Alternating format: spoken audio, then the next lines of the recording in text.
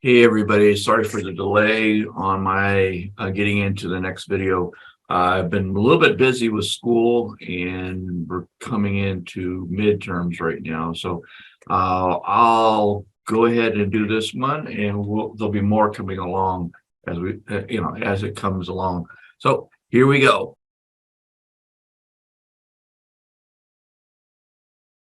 All right, so what I'd like to do is we'll start, we were into single channel waveforms. Now we're going to go into dual waveforms.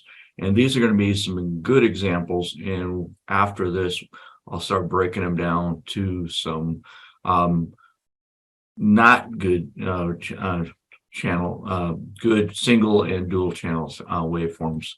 So here we go. So this is a good known waveform. Now, I'm only bringing out examples because if you get the idea of what to look for, this is going to help you in your diagnostic part. So this is actually a GM 3.8 liter crankshaft and camshaft signal. If you look at the 18 by, as they call it, and this is the 18 teeth per revolution. We use this for the RPM signal for the engine. And then when we go into the lower half, this is the 3 by. A lot of times you'll hear 18 by, 3 by, and this is actually 3 teeth on the actual revolution, and is used to tell the ignition module which of the coils are actually or packs to actually fire. So that's a good example right there. This is another one. This is for an optical type spark signal. You'll see that this is a little bit different.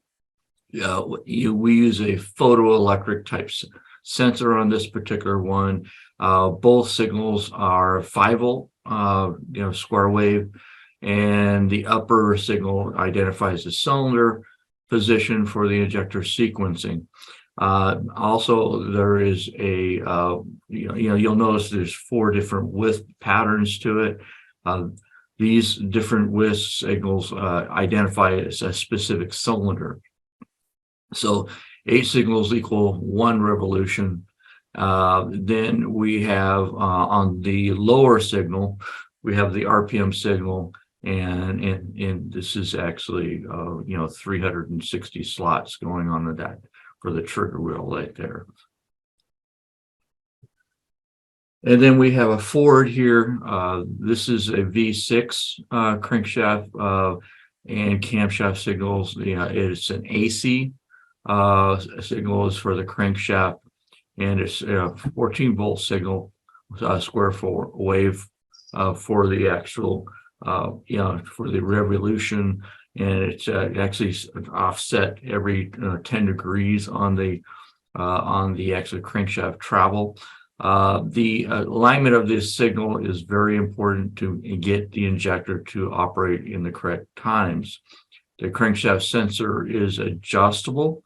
So this is, so if the camshaft sensor is removed from the actual and replaced with another, they need to be aligned. Ford sells 12 tools to do the job, depending on that particular engine. This is another Ford, and actually shows the crankshaft and the camshaft. In this case, they're both AC signals. The 0 voltage signal position is the crankshaft, and the waveforms. I'm getting a little ahead of myself. Sorry about that. But note that there actually is a missing tooth in it, and that's actually telling us before it's 60 degrees before top dead center. So this helps identify what's going on, and you can actually see the crankshaft signal appears to be correct for where it's actually hooked up properly. And then we have a Dodge 3.3. This is a little bit different. It's actually showing the crankshaft and camshaft signals. The bottom signal is actually the crankshaft. The crankshaft, and the top is actually the camshaft. So this is how it actually lines up. You can actually see how, if you look kind of closely, you'll notice it goes right down in between. We have a double digit here. This is actually identifying a cylinder coming up.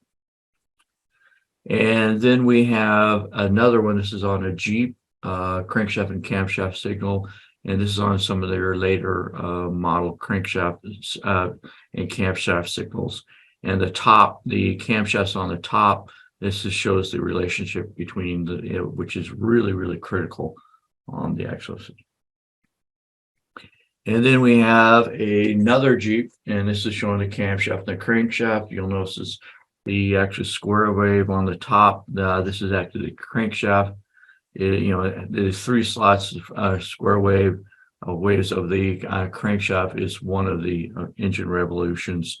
So this is, really important, and it actually lines up this way. When we get into the different types of signals, and you'll see how knowing a good one versus the actual ones that are actually not in the good waveform, you'll see how they actually line up too.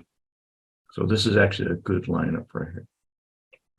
And then another Jeep, an actual Liberty.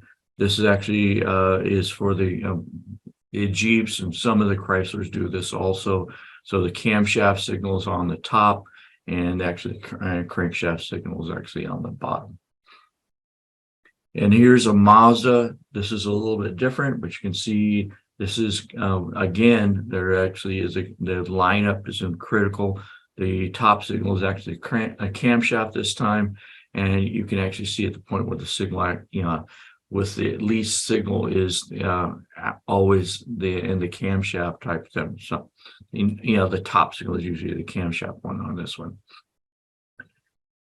And then we see an Infinity, the cam and crank relationship, and you'll actually see this, and you can tell that actually that the camshaft is actually on the bottom of this particular one. And then we have a Mitsubishi.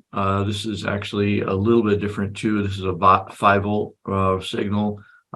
They both are digital or square wave, and the camshaft signal and the actual pattern relationship is normal.